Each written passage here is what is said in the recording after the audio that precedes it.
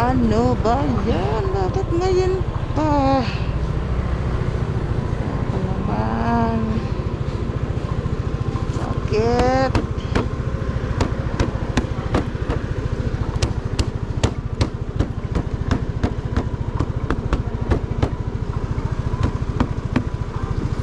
Sinubukan ko talaga katukin o bumukas. Oh my god, ang hirap nito.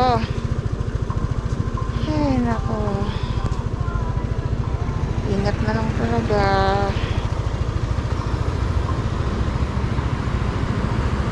An eternity later.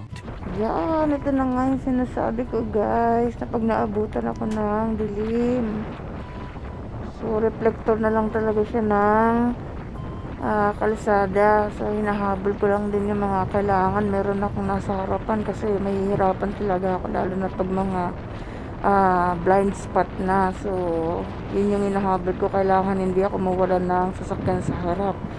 Tapos yan pang nangyari, nabulag pa yung isang headlight ko, isa pa yan. So nakaka-stress talaga, pero wala akong choice. Ako lang talaga yung mag-isang nakamotor dito sa kalsada. So yun ang struggle ng mga rider, lalo na pag naaabutan ng gabi. So pray na lang talaga, at kung ano-anong dasal, kanta na talaga ginagawa ko talaga. Wag lang ako maiwanan ng sasakyan. Oh my god, ride safe sa lahat.